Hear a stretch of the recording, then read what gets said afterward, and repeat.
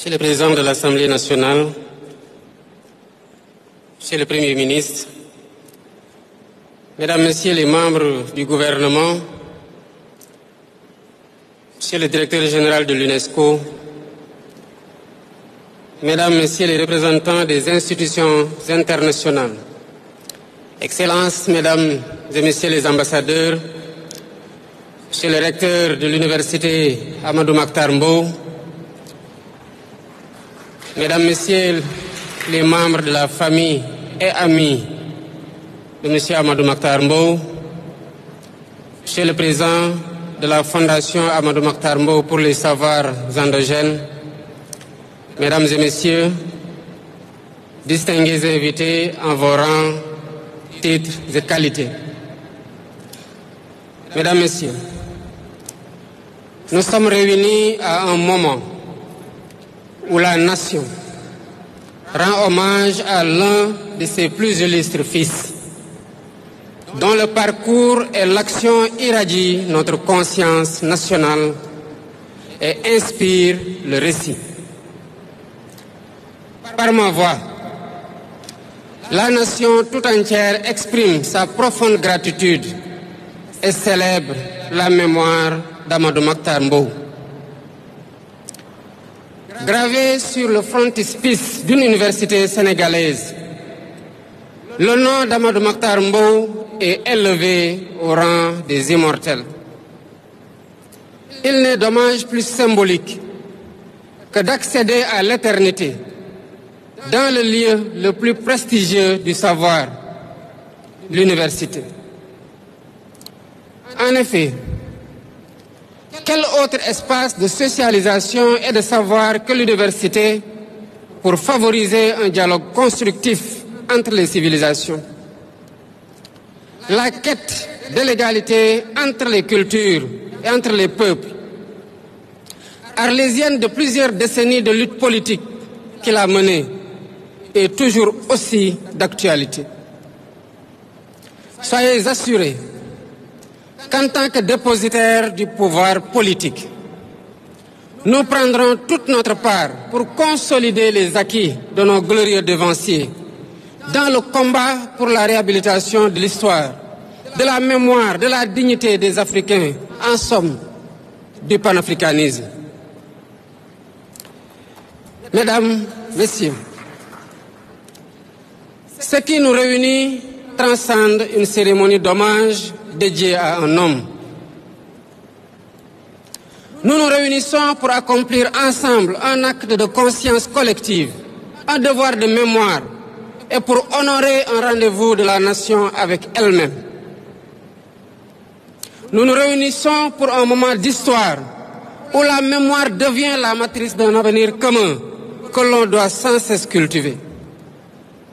Sous ce rapport, célébrer Amadou Mahtar Mbow nous permet de penser notre avenir en puisant dans les vestiges de l'histoire les vertus qui demeurent encore les défis du continent africain, à savoir l'éducation, la culture, l'information et la communication, l'égalité, j'en passe. Il s'agit à travers cette célébration de magnifier les politiques de reconquête mémorielle initiées depuis le début de mon mandat. Qu'il s'agisse de la quête de la vérité historique à la suite du massacre de Thiaroye le 1er décembre 1944, ou qu'il s'agisse de redonner à nos rues et à nos espaces de vie les noms de celles ou de ceux dont l'empreinte historique a façonné notre identité. Amadou Mahtar Mbow savait que l'intelligence n'a de valeur que lorsqu'elle élève l'homme et sert la collectivité. Il savait que la culture n'a de sens que si elle préserve la dignité de l'être humain et la souveraineté des peuples. De l'excellence de son dara d'enfance, véritable lieu de discipline, à l'école sénégalaise, il a construit les fondements de sa foi, la discipline du savoir et la sagesse des anciens. des théâtres d'opération de la Seconde Guerre mondiale, il a tiré la conviction profonde que la liberté constitue moins un privilège qu'un impératif moral. En président aux destinées de l'UNESCO, il a élevé ses fonctions au rang d'un engagement politique, se faisant le porte-étendard des peuples privés de voix et de reconnaissance. Mais plus globalement, dans un monde encore marqué par les fractures héritées de la colonisation, il est plus que jamais important d'entendre les voix qui s'élèvent pour dire que l'humanité ne peut progresser qu'en reconnaissant la dignité de toutes les cultures et l'égale valeur de tous les savoirs. Plus que jamais, les intellectuels africains doivent faire résonner la voix de l'Afrique dans le tumulte d'un monde fragmenté et en proie à de profondes recompositions et à des mutations parfois civilisationnelles. Plus que jamais, nos sociétés doivent encourager et célébrer les voix de celles et ceux qui, partout dans le continent africain, portent la cause des cultures opprimées, des langues oubliées, des savoirs endogènes non valorisés. En vérité, la promotion d'une culture imprégnée de nos réalités socio-anthropologiques est au cœur de nos politiques publiques.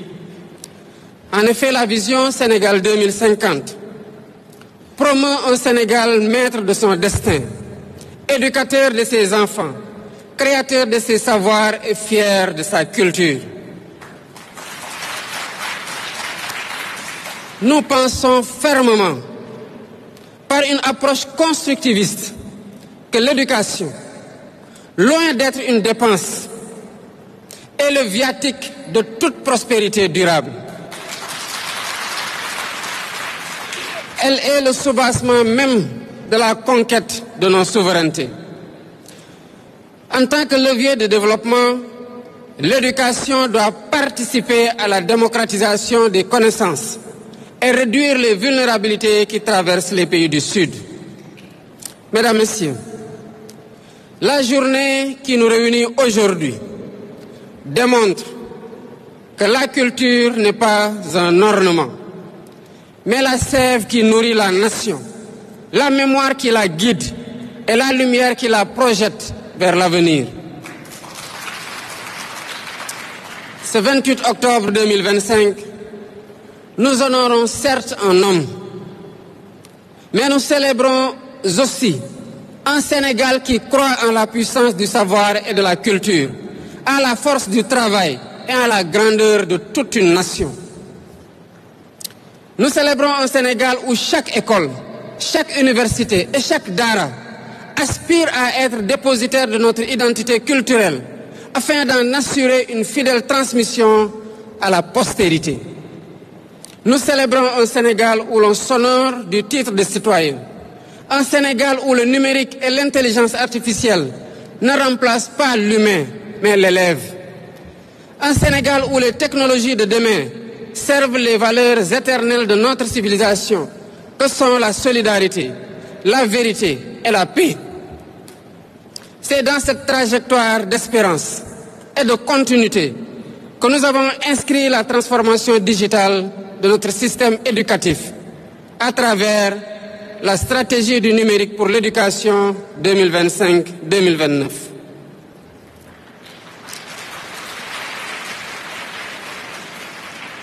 Cette stratégie porteuse de sens traduit une conviction profonde. L'Afrique dans le passé, berceau de beaucoup de savoir, doit être aujourd'hui encore source de savoir qu'elle diffuse dans le monde. L'Afrique doit être créatrice de solutions, de ressources et de croissance endogène. Cette ambition souveraine, loin de demeurer une pétition de principe, structure les orientations systémiques de nos politiques publiques et ce, surtout dans les domaines de l'éducation, de la formation, de l'enseignement supérieur, de la recherche et de l'innovation. En somme, en matière d'épistémologie des savoirs. L'Afrique, comme l'a toujours enseigné Amadou Mahtar Mbow, doit tenir son rang en tant que berceau de l'humanité pour s'arrimer aux mutations scientifiques et numériques, mais aussi technologiques de nos sociétés. Cependant, tout projet scientifique ne saurait exister sans racines. Et ces racines, produits de notre code culturel et social, ce sont nos daras, nos langues nationales, nos traditions, notre spiritualité, notre vivre ensemble en définitive. Nous avons le devoir sacré de préserver nos racines pour mieux les transmettre et de les magnifier pour mieux les transcrire dans la modernité. C'est pourquoi, dans notre réforme curriculaire nationale, nous avons placé les daras au cœur des transformations majeures. Ils incarnent ce lien vivant entre la sagesse ancestrale et la modernité numérique, entre la mémoire et l'innovation, entre la foi et la connaissance. Mesdames, Messieurs, au-delà des symboles, cet hommage est un pacte républicain et moral, un engagement collectif que nous devons à l'histoire et aux générations futures. La nation est reconnaissante à la famille d'Amadou Mahtar Mbow, gardienne vigilante de sa mémoire. Je félicite également la Fondation Amadou Mahtar Mbow, dont l'engagement constant contribue à faire vivre et à faire rayonner son héritage intellectuel, moral et humaniste. Au surplus, je saisis cette occasion de mémoire pour rendre hommage à tous les pères fondateurs de la mémoire nationale et à tous les héritiers de notre grande histoire nationale. Comme vous le savez, mon mandat est aussi celui de la reconquête mémorielle, celui du devoir de mémoire et celui de la transmission de notre patrimoine immatériel et identitaire.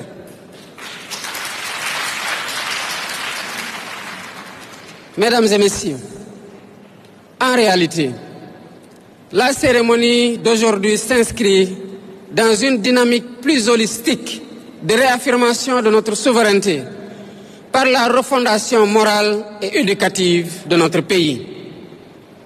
Je place ainsi un grand espoir dans la refonte du système éducatif en cours pour faire éclore une école fondée sur l'écologie des liens et des lieux, une école promotrice de mathématiques, de sciences et de technologies, une école productrice d'humanité et avant-garde de la souveraineté nationale.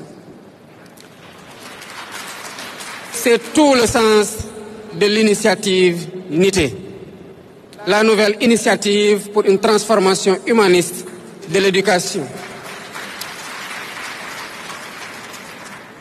que j'ai instruite au ministre de l'Éducation nationale de mettre en œuvre.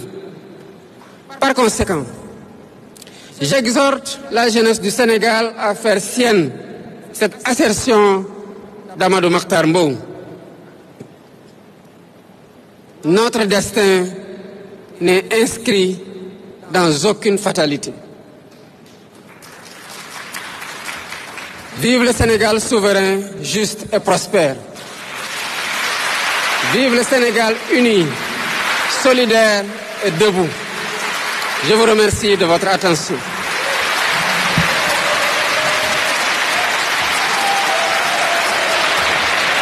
Merci beaucoup, Monsieur le Président de la République. Merci.